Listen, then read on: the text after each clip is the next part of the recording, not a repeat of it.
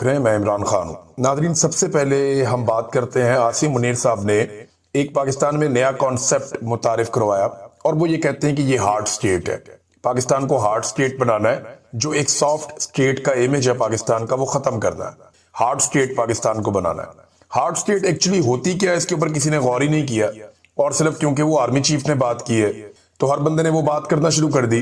तो इमरान खान साहब क्योंकि लीडर हैं, उन तक ये बात पहुंची जेल में, तो अब उन्होंने जेल से बताया कि एक्चुअली हार्ड स्टेट होती क्या है और आसिम मुनीर साहब क्या कह रहे हैं। देखिए, तो पॉलिटिकल लीडर तय करेंगे ना कि पाकिस्तान को किस सिमत में चलना है। कोई आर्मी चीफ तो नहीं कह सकता कि हार्ड स्टेट बनाओ या सॉफ्ट स्टेट बनाओ, उसका लेना देना कोई नहीं है। आर्मी चीफ ने आना है, उसने अपनी नौकरी करनी है, उसको बताया जाएगा कि इनको मारो इनको छोड़ो, उसको वो करना है। बॉर्डर पे फला मुल्क के ऊपर हमला करना है, ये उसको करना पड़ेगा। फला मुल्क हमला करने वाला, उसका दिफा करना है, ये काम वो करेगा। और जहां उसे मदद के लिए बुलाया जाएगा वो मदद करने के लिए हरदम तैयार होगा। ये आर्मी चीफ का रोल है। Army chief can never decide कि पाकिस्तान या कोई भी मुल्क जो है वो हार्ड स्टेट होगा या सॉफ्ट स्टेट होगा। लेकिन पाकिस्तान में क्योंकि बहुत हिम्मत बढ़ गई है बहुत सारे लोगों की, और आर्मी चीफ के पास इख्तियारात और ताकत इतनी ज्यादा होती है कि उन्हें ये लगना शुरू हो जाता है कि वो अन्नदाता है। उन्हें लगना शुरू हो जाता है कि उनका सिक्का चलता है, जो फैसला करेंगे मुल्क वैसे चलेगा। प्रैक्टिकली होता भी है लेकिन आइन में नहीं लिखा हुआ, आइन में इसकी गुंजाइश नहीं है। अब एक लीडर है, उसने जवाब दिया जेल से बैठकर, और ये इमरान खान ही जवाब दे सकते थे और तो किसी में जरूरत है नहीं। इमरान खान ने कहा कि आसिम मुनीर की जानिब से पाकिस्तान में हार्ड स्टेट का जो तस्वुर फरोग देने की कोशिश की जा रही है वो बिल्कुल गलत है। हार्ड स्टेट का असल मतलब यह है कि ऐसी रियासत जहां आइन की बालादस्ती हो, कानून की अमलदारी हो, अदल और इंसाफ का निजाम हो और जमहूरी आजादी हो, जहां जाती मफाद नहीं बल्कि मुल्क और कौम का मफाद मुकद्दम हो, वो होती है हार्ड स्टेट। यानी कानून के साथ हार्ड स्टेट बनती है ना। बड़ा जुर्म करे फिर भी वही कानून, छोटा जुर्म करे फिर भी वही कानून, ताकतवर जुर्म करे फिर भी वही कानून, कमजोर जुर्म करे फिर भी वही कानून, और कानून सबके ऊपर लागू होता है। हार्ड स्टेट में जो है वो इंसाफ होता है, इंसाफ की फराहमी होती है। वो फेस नहीं देखते, वो केस देखते हैं। वो ये नहीं देखते कि इसके एस्टेब्लिशमेंट के साथ अच्छे ताल्लुकात हैं, आजकल जूते पॉलिश कर रहा है, उठाओ वजीर आजम बना दो। वो ये नहीं देखते। ये जनाब सहाफी सख्त बात कर रहा है या इसकी बात पसंद नहीं आ रही है एस्टेब्लिशमेंट को, निकालो इसको, इसके अकाउंट भी बंद करो, जेलों में भरो इनको।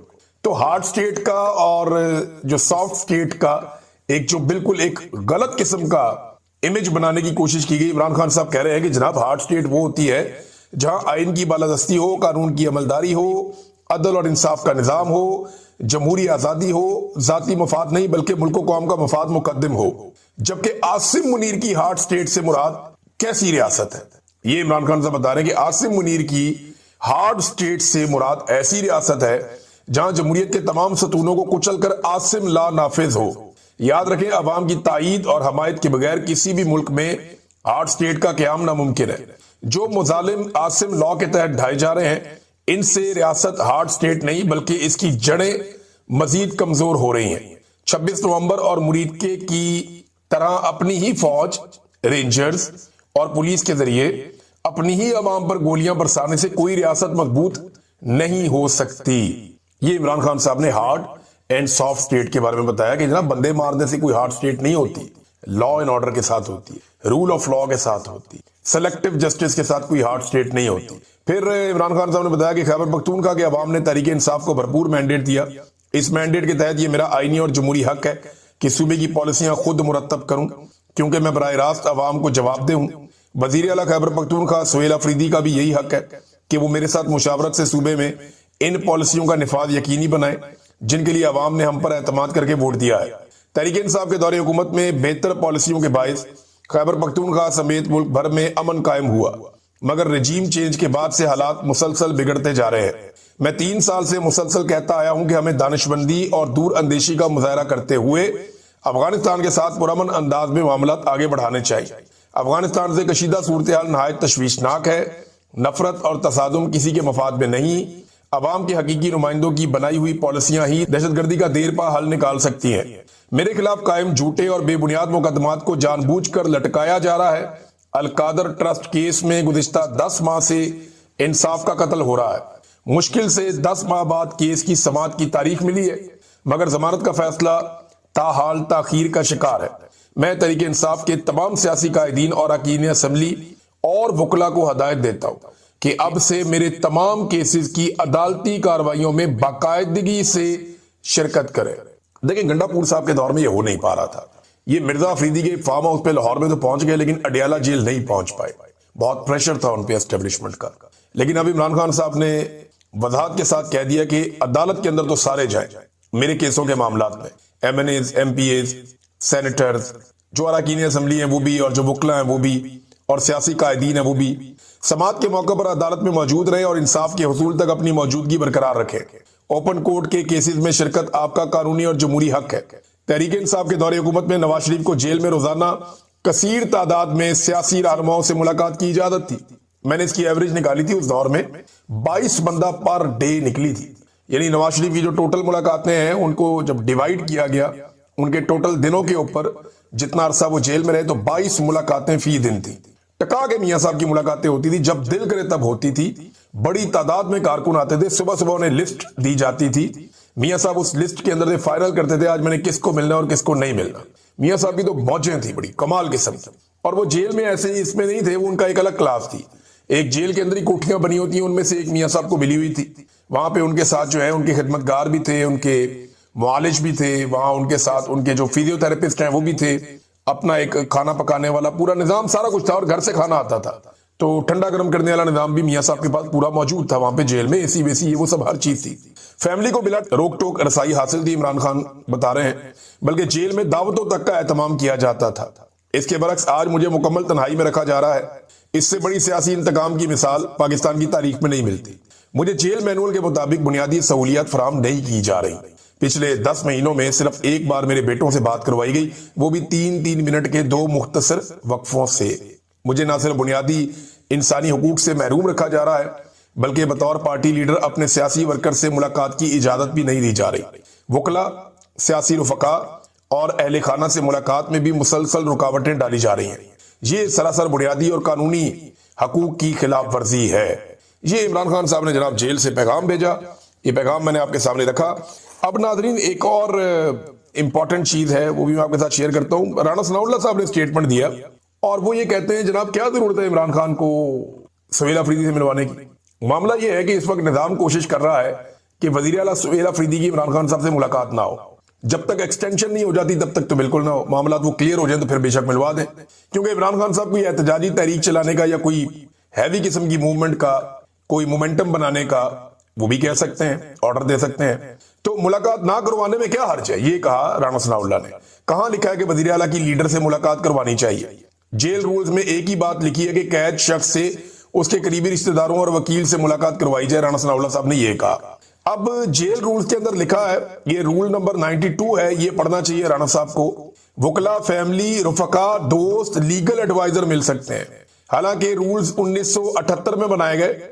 और एक और चीज भी है कि नवाज शरीफ साहब जब मिलते थे सबसे, तो उस वक्त ये रूल कहां थे जिनके बारे में राणा सनाउल्लाह साहब कह रहे हैं। तो मुझे हैरत होती है कि इन लोगों को याद नहीं है कि ये पहले भी जेलों में रह चुके हैं, और इन्हें पता होना चाहिए कि जो कुछ इन्होंने इस पाकिस्तान के साथ कर दिया है, इन्हें दोबारा भी जेलों में जाना पड़ेगा। वजह क्या है? वजह यह है कि जिस किस्म का कत्लेआम हो रहा है, अब ये आसिम मुनीर साहब के खाते में तो पड़ना नहीं है, ये तो वजीर आला के खाते में पड़ेगा या IG उस्मान अनवर के खाते में पड़ेगा। चाहे गोली रेंजर ने चलाई हो, चाहे पुलिस ने चलाई हो, जिसने भी किया है, जो जिम्मेदारान डिक्लेयर होंगे ना, ये जो इस्लामाबाद के IG हैं अली नासर रिजवी, इनके ऊपर ये सारा बोझ आएगा जो कत्लेआम इस्लामाबाद में हुआ। तो इन लोगों को अभी अपनी मौत नजर आ रही है, उन्हें पता है उनके साथ क्या होने वाला है। और जब भी कभी इनका सारों का जो बोझ है वो आसिम मुनीर साहब के कंधों पे है। जब तक वो ये बोझ उठा के चल सकते हैं तब तक तो मामला चलेगा।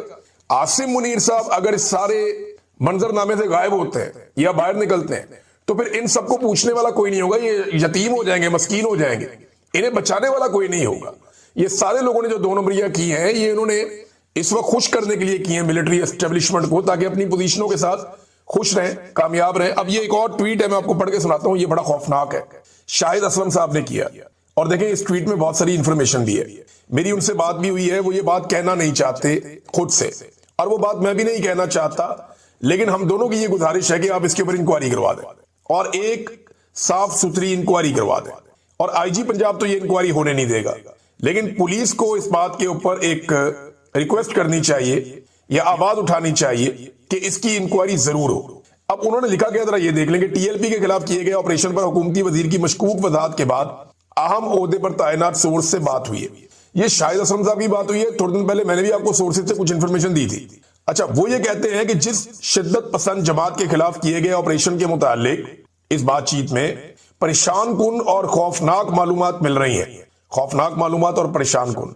मेरे पास भी इसी तरह की मालूमात है कि कत्लेआम हुआ है बड़े पैमाने पर।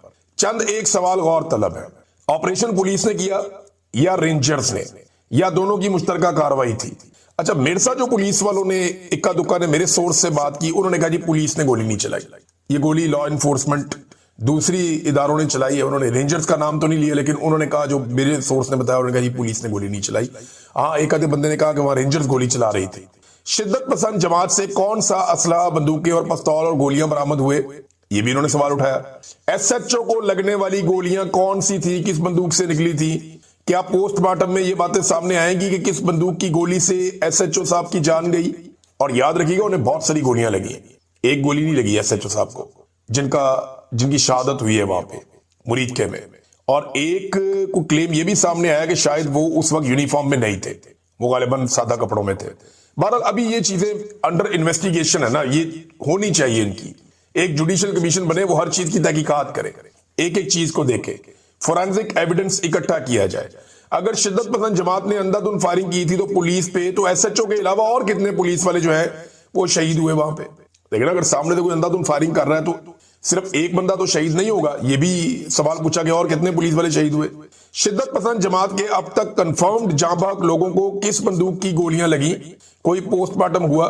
किसी भी शिद्दत पसंद जमात और इनके तरीकेकार से लाख इख्तलाफ। टीएलपी ने पहले भी लोगों का जीना मुश्किल कर दिया था, पुलिस पर हमले भी किए थे, लेकिन गोली से हलाकतों का मामला यहां पहली मर्तबा सामने आया है। इसलिए हकायक का खोज लगाना चाहिए कि अपने ही लोगों पर सीधी फायरिंग क्या एक न्यू नॉर्मल तो नहीं बनाया जा रहा, कि एक मामूल बना दिया कि मारो अपने लोगों को भी गोलियां? क्योंकि देखिए, टीएलपी ने लोगों को बहुत मारा है माफी में, डंडों से, सोटों से, कत्लेआम भी हुआ। कई जरूरियों ने जो कत्ल किए हैं, टीएलपी ने उसको ओन भी किया, लेकिन गोलियां नहीं चलाई। इससे पहले हमने ये नहीं देखा कि गोलियां मार रहे हैं लोगों को। यहां पे पहली मर्तबा ये क्लेम सामने आया, इसकी जुडिशियल इंक्वायरी होनी चाहिए, पता चलना चाहिए।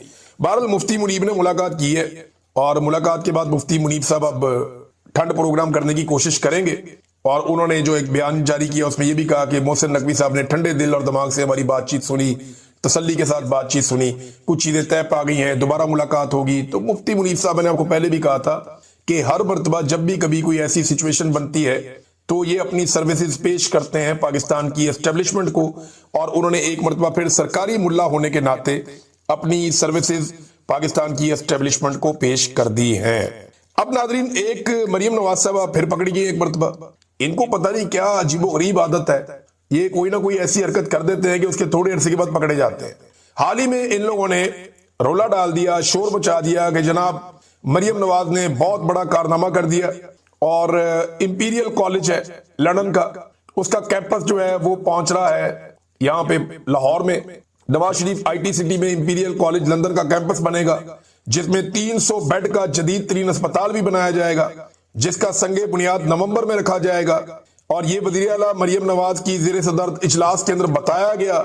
मरियम औरंगजेब ने इसको ट्वीट किया, पीएमएलएन ने इसको प्रमोट किया, मीडिया पे लोगों ने इसके ऊपर रौले डाल दिए। जब हर तरफ शोर मच गया तो उसके बाद जनाब लंदन से खबर आती है और वहां से इसकी तरदीद की जाती है। यानी ये अब मुतअद्दिद जगहों पे ये छप चुकी है तरदीद, और मरियम नवाज साहबा और उनका झूठ और उनकी टिकटॉकर टीम जो है उसका झूठ एक मरतबा फिर पकड़ा गया।